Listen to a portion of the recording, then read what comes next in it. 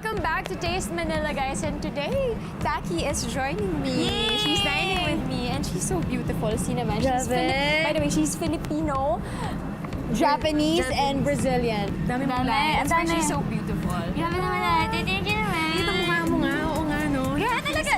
Ganun ba kaliit? Ganon. Bangs lang yan. Sino yung Japanese? Yung mom mo or yung dad? My mom is half Japanese and my dad also is half Japanese. So, originally, you live in Japan? I was born there, but raised in Swerte yung Paris. passport mo. Medyo super swerte. What is your favorite Japanese food? Either it's sushi or yakiniku, Japanese food is so good. but I will go with yakiniku talaga. Meron silang yakiniku dito. Are you serious? Yeah. Itong restaurant na to, their highlight is the baked rice na merong cheese. Have you ever had it? I've eaten it na, pero not with a lot of cheese. So I'm really excited. Bakit paras tayo ng pants? Oh, ano? Bakit pinag-usapan ba natin to? We are going to try Tori Chizu. Ano ba itong Tori Chizu? Japanese term So, ba to? Japanese Tori, it's chicken. Chizu, I mean, it's a cute way of saying cheese. Di ba you speak ni Hongo? Not fluently, unfortunately. Oh, Mas she's- magaling pa ang kapatid ko eh. And he's Talaga? 6. She speaks 4 languages. Tama ba? Yeah, I mean 3.5. Kasi Japanese half lang. Galing! So, you speak ni Hongo, Tagalog, English, and French. What is cheese in French? Fromage. Nox! Can you speak to me in French? I like people speaking in French. They sound so sexy. Oh, so I'm sexy. Thank you, Charlotte. Bonjour, je m'appelle Taki et merci de m'avoir invité au restaurant aujourd'hui. Marry me. Wow! Okay, let's go. Okay, let's go inside.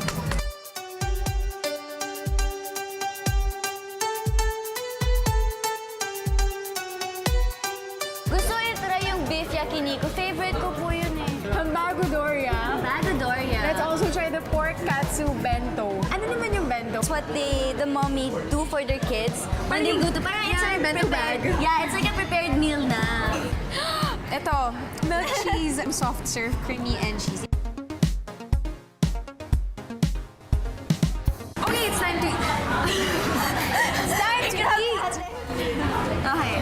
Ito yung in-order ko, yung beef teriyaki. Ito yung chicken. Yakiniku pala. Yung yakiniku. Nandito ka na.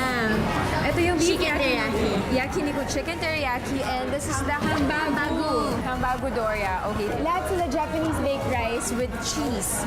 And in here, it's called Doria, right? Yes, That's how they I call think it, this is Doria. what they're known for. Before I devour, guys, meron siyang rice sa ilalim. Grabe yung pagka-cheese niya. This is mozzarella, no? Mahilig ba kayo sa cheese talaga? Actually, recently, Japanese people love cheese. We have a lot of new restaurants na punong-punong cheese talaga. Anything with cheese naman talaga is good. I could live. I could live in a house of cheese. That's good.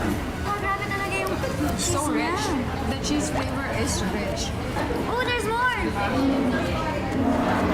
Parang isa lang yung in-order ko, ate. Parang ikaw talaga yung matakaw. Wait, can I try yours? Palit na lang kaya tayo. Ah, sige. Beef yakiniku. Grabe, mas marami pa yung cheese sa rice. I like the fact na... yours. Ang sarap ng sayo. This one is good also. I like the fact that you can really taste everything. Parang hindi siya nagko-cover ng cheese. Kasi diba minsan, when there's too much cheese, you cannot really taste the other things that are inside. Yung flavor ng chicken nagpa-pop. Same with the beef yakiniku, hindi siya naiiwan. Okay. Let's try this one together. Ito na yung hambago. Hambago. Meron silang Doria seasoning para siguro lumabas yung pagka-cheesiness niya pa. Nungula lang ako pero feeling ko lang yun. Sounds good. So mix it. Am I doing it properly? So, It's an additional flavor talaga. Parang medyo sour cream ang ano, which one? The seasoning? the seasoning. This tastes like spaghetti. Like spaghetti? Maybe because of the tomato sauce. And the cheese, plus the cheese. But it's good. I know what you're saying. Like, the longer it stays in your mouth, it gets better. Ito yung pork katsu bento. Yeah. Sige, after you. It's really crispy. It's nice. Yeah. Sauce niya. Ano yung Normally it's oyster sauce, but this one, unless parang they have a different sauce in here. It's weird, but bagay siya dito. Yeah, actually. Yung mga chicken nila, they marinated for 24 hours, kaya super umaming-umami yung flavor niya. Oh my, are we gonna try that? Ano ba yung chicken? It's this one. Umami is a flavor. So this is umami. Masyado siyang mapula, so feeling ko sobrang spicy nito. They top the rice with seaweed. It's spicy. It's a little bit too spicy for me ate. It's spicy ate. So for people, if you wanna know, this is really, really spicy. For me, Kaya. no, I'm not spicy. And it stays in your mouth. It's like those spicy noodles that stays in your mouth. Pero the more you drink, mas nagano siya eh, mas lumalala Hindi ko kasi kaya eh. irritation niya. Taki, I heard you've recently signed up for a Japanese. Yes! Yeah! You heard well. 3 months ago, parang I joined a Japanese group called Fakey. Like, I'm sure like everyone knows like Japanese groups are like, you know, those really cutie. But like us, we're more like the other. Parang our songs are more urban. Kaya mong sayawin talaga. And usually they're not quite cute. Wala ka bang ready na song dyan? Medyo na ano yung voice ko so spicy, pero hindi pa siya ready. So you'll be moving to Japan for good? Yes. So basically, this is just a vacation for you? Yes. Wow.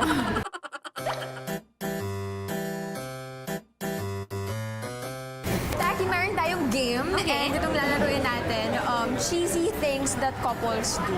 Madali ka bang ma-cheesy hands sa mga ginagawa ng mga couples?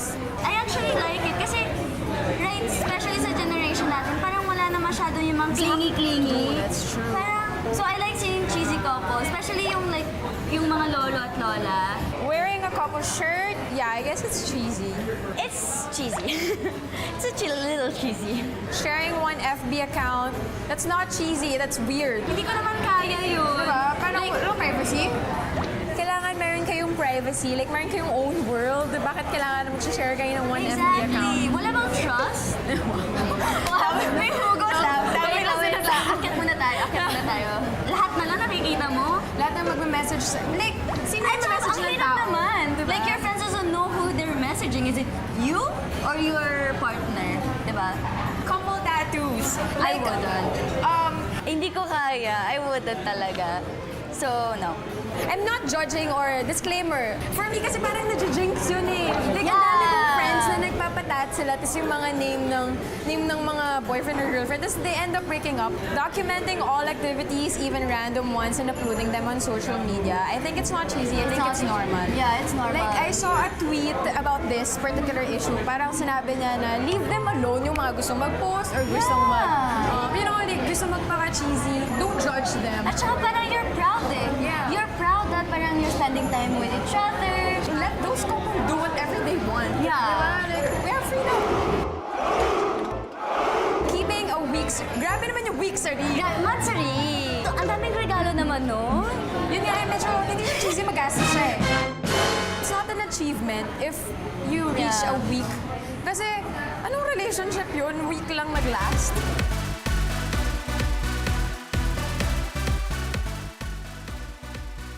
Of course, hindi mawawala yung dessert. And the soft serve ice cream is, you can get this for 49 pesos. Tapos yung cone nila, 39 pesos. Inisip ko pa siya. Ang dami pa. Grabe, ang sarap niya! Diba? As in, literally, It's so ang sarap creamy niya. and it's so Wait cheesy lang. talaga. What is your favorite among all the dishes? The spaghetti. Favorite? Ang bago to, yes. The price range of all these meals is pretty affordable. It has value for money because it's also fast food eh. So very reasonable lang yung price niya. Me, my favorite naman would be your order. The This yakini one? kuya. And then this. It's very crucial because cheese is very surfeiting because it's salty. So I like this. The yakiniku and this because of the tomato sauce. Parang tama lang yung oras pagdating natin. Kasi parang, ang alam ko, usually crowded dito. Yeah nga eh. As in, Ang dami pila tao. talaga yung mga tao. Because the food is affordable and malaki yung serving size nila. They serve it in a hot plate pa. And parang the location is really easy to see kasi parang it's on the ground floor talaga. So dadaanan mo talaga siya wherever you go. Actually, maganda yung logistics ng restaurant na to. At saka syempre, pag may mga nakapila, ikaw rin mapapatingin ka. Diba meron dyan? Pag marami Bakit ka ito pelikula? Parang masarap ata to ha. My name is Arra. And I'm Taki. Like, Share, Taste Manila.